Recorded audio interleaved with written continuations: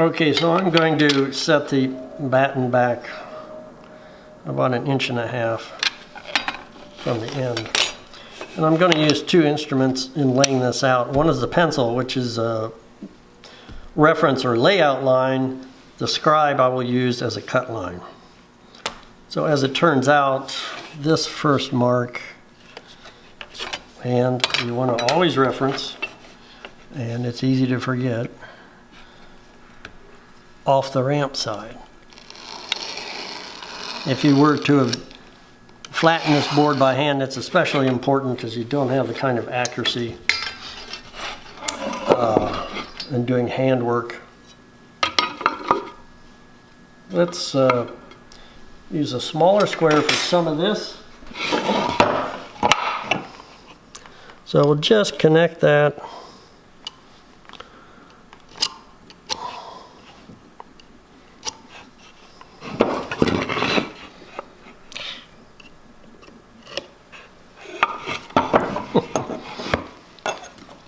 We'll do the same on this side.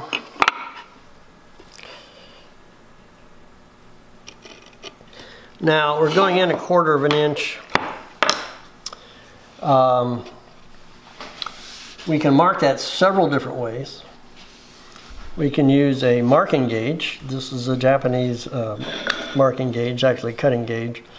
I use to mark that. That's set at 1/4 inch right now. You can use the router plane and set that to your depth. Again, it's set at 1/4 inch. And you can use that to scribe a line.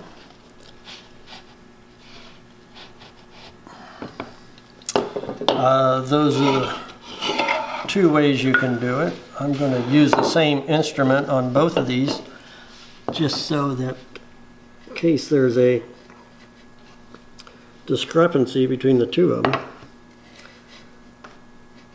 we have less chance of error.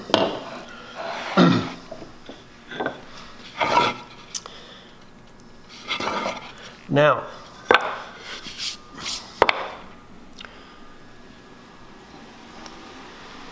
we want to set that carefully on the line.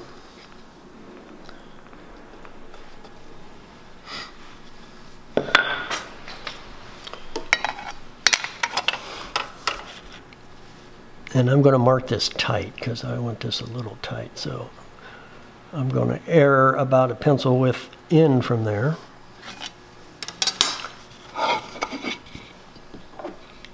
And then I'm going to bring that pencil line around.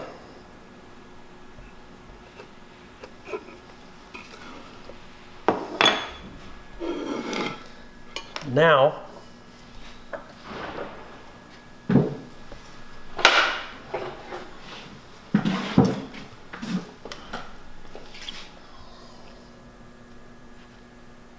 so this is the dovetail plane that we'll be using. We need to do two things. One is, let's do it this way.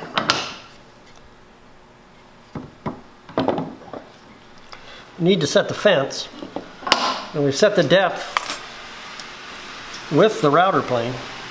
We can use the router plane to set this fence. Maybe we can see it better this way.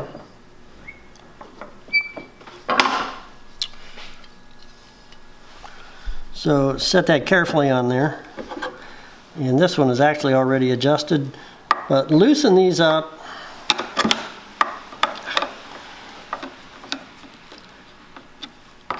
I will do it again. Loosen these up, move it a little bit, and it's to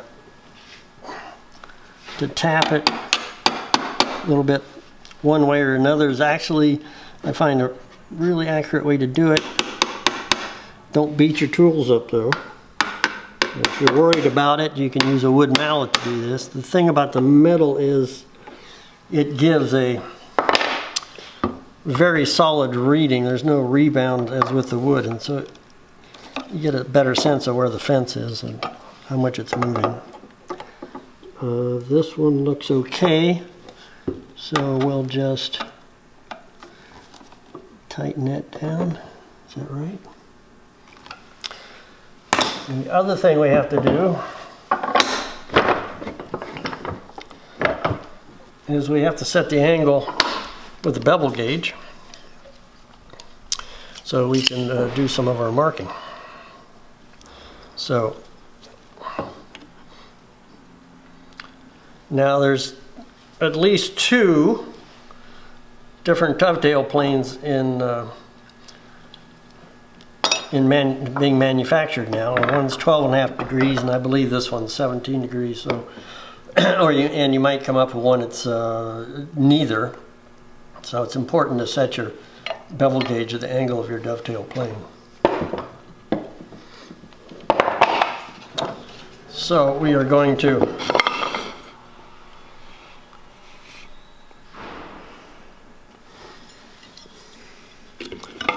mark, and this will be a cut. We're going to mark at the intersection right there, and it doesn't hurt to come in a little bit, that dovetail angle. So I have to connect that point across the board, and this is a reference line to establish the amount of taper. Let me take another look at this. I'm going to err a little bit, make sure that we don't run out of width on the batten itself. So I want to come in a little bit from that. Let's come in a little bit, maybe about that much. Yeah, I like that. I like that better. I have missed that line a little bit, but that won't matter in the long run. So I'm going to do 1/8 of an inch taper.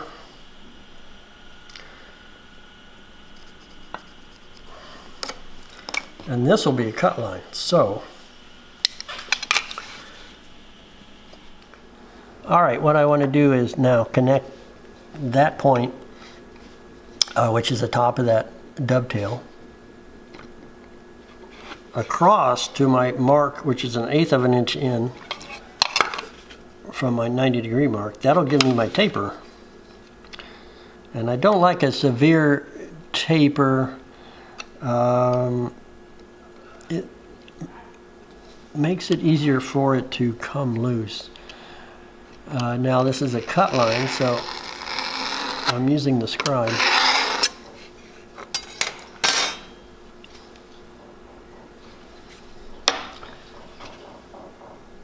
Then we come around to the far side and I connect that line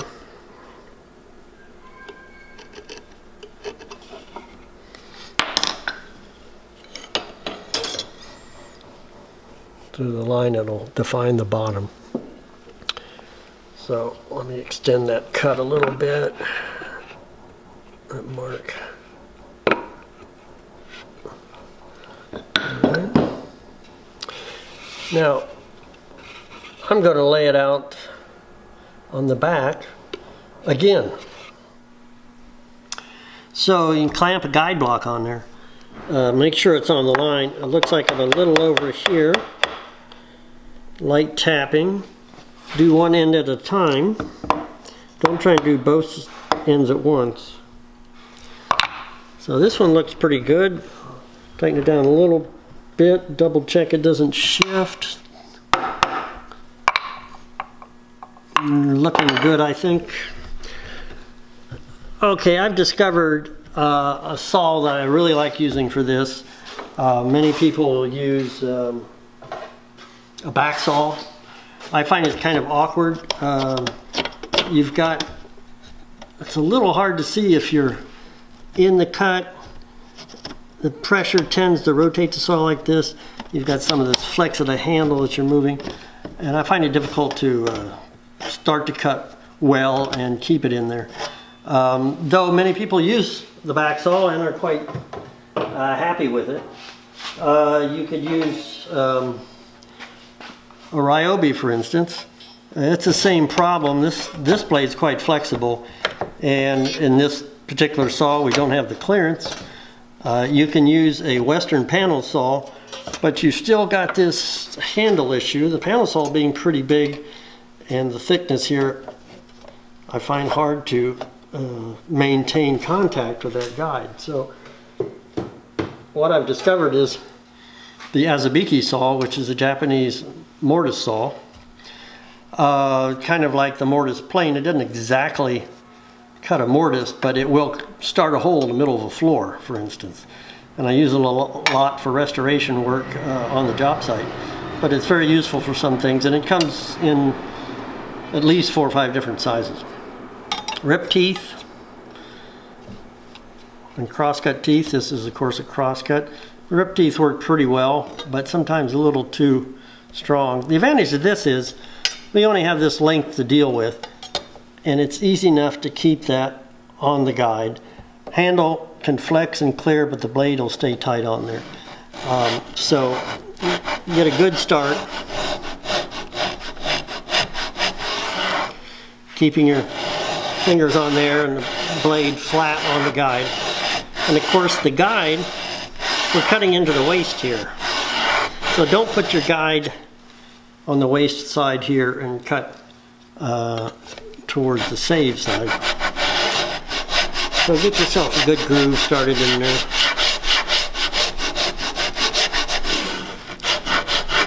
Once you have a good groove,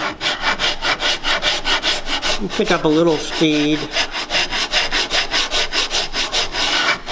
Now all saw teeth, because they don't fully have the clearance, will want to clog, so you have to periodically clear that, no matter what kind of saw you're using.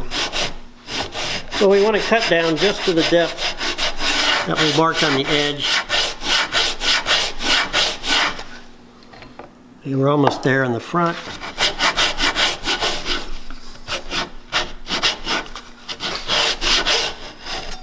Okay.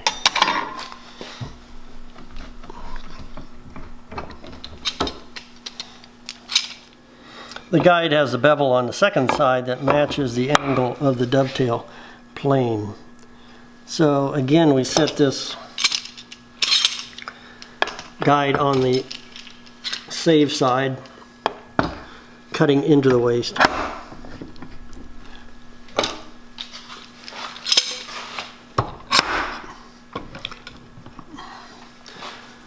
Just get those secured. Now let's make our next to final adjustment, or penultimate adjustment.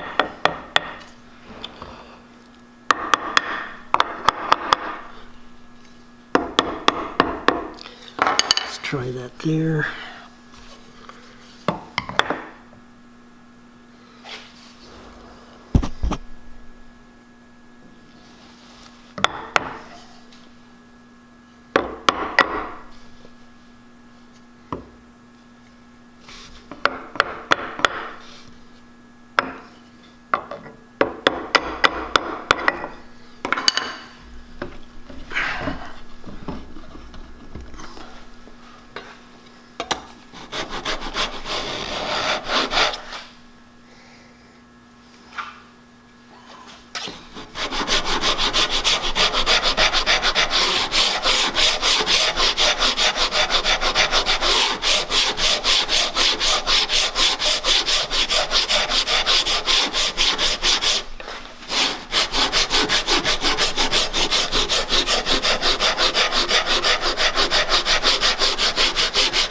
Visually keep an eye on the saw that it's always in contact with the guide at the top. We're assuming that the kerf in the wood is keeping the bottom aligned, though you can drift off of that. So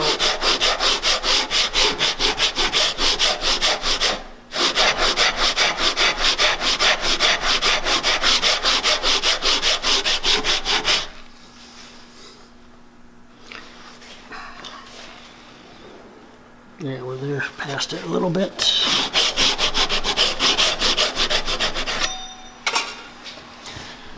All right, I'm gonna cut the other side.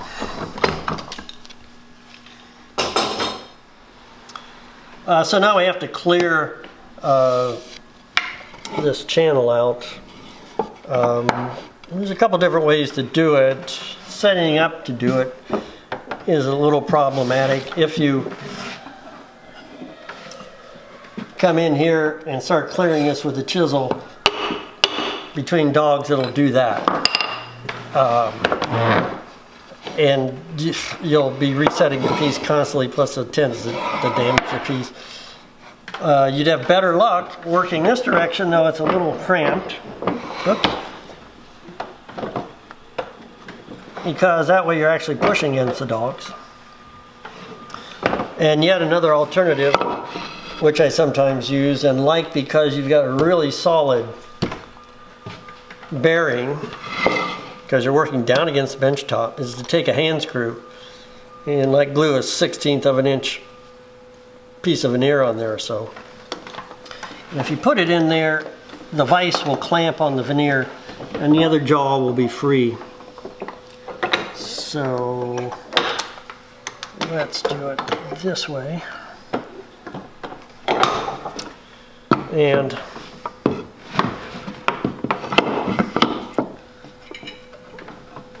oops. You can clamp it in there and then drive this up free. Now, to clear this, there's a couple of ways to do it, but almost always I start by cutting back just to the scribe line at an angle, and this will help reduce tear out as you come across. And do that on both sides.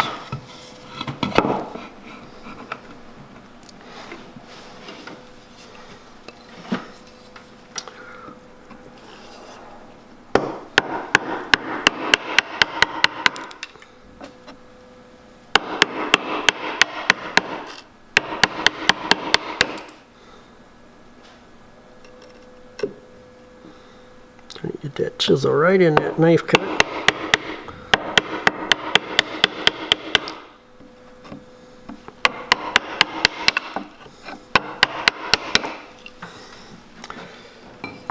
So you can continue doing that, clearing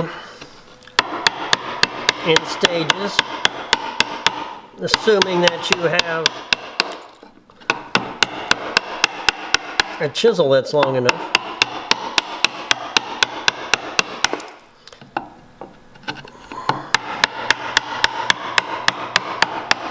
And you have to be careful what your line over here at the side, that you don't actually cut into the bottom.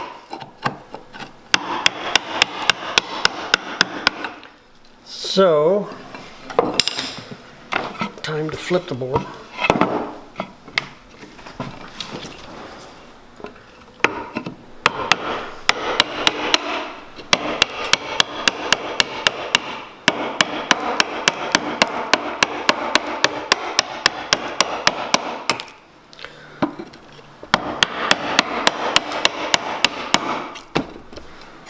So, you know, it's getting a little deep. This is, most woods will tear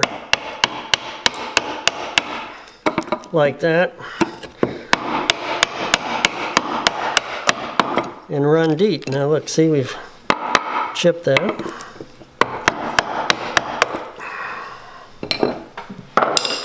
So we could go a little further with the chisel. At this point, because I'm a little worried that it's starting to tear out deeper than it should. We'll use a router plane. Right now there's two types of router plane, but in this case there's an even more important difference. These are the two forms of the router plane, have a closed throat and an open throat. Now that is neither here nor there, except in the old Stanleys. The Stanley has a depth gauge rod, which I will explain in cutting the other dado. So if you have, both the modern versions do not have the depth gauge rod, so you need to adjust and readjust.